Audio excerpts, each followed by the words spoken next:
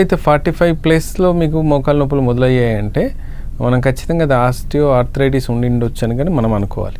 Osteo arthritis అనుకున్నప్పుడే మనకు అది ఆ క్లారిటీ అనేది మనకు అర్థమవుతుంటుంది. అంటే ఏమవుతుంటుంది, బేసిక్ ఏంటంటే 45 ఇయర్స్ వచ్చేసరికి మేజర్ ఆఫ్ మీ లైఫ్లో ఎక్కువ శాతం పరుగుదల కానీ, లేకుంటే మీరు పరిగెట్టడాలు కానీ, మీరు నడవడాలు కానీ, లేదా ఏదైనా వర్క్స్ చేసుకోవడాలు కానీ చాలా మట్టుకు మీకు అప్పటికే ఒక లెవెల్స్కి వచ్చేసి ఉంటారు కాబట్టి అదొక మెయిన్ ఇంపార్టెంట్ పాయింట్.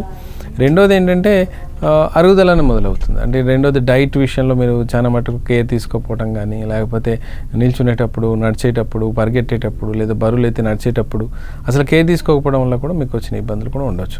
అది కూడా ఒక మేజర్ రీజన్ ఉంటుంది. కొన్నిసార్లు జెనెటికల్ రీజన్స్ కూడా ఉంటాయి. కొన్నిసార్లు మెటబాలికల్ డిసార్డర్స్, అంటే మీకు ఆల్రెడీ డయాబెటీస్ ఉండటం, ఆల్రెడీ ఇంట్లో ఫ్యామిలీ హిస్టరీలో ఎవరికైనా ఆర్థరైటిస్ ఉండటం, రొమాటిక్ అంటే వాతం అంటూ ఉంటాం, అవి లాంటివి ఉండటం వల్ల కూడా మనకి ఇబ్బందులు ఎక్కువ అవకాశాలు ఎక్కువ ఉంటాయి.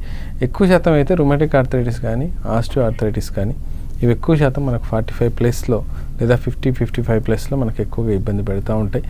వీటిని మనం కవర్ చేసుకోవాలంటే చాలా ఎన్నో స్టేజెస్లో, మనం ఎర్లీ స్టేజెస్లో డిటెక్ట్ చేసుకోవడం ఒకటి, చేసుకున్న తర్వాత దానికి proper exercise, proper diet, proper medications ఇస్తే కానీ అది రిజల్ట్స్ రావండి.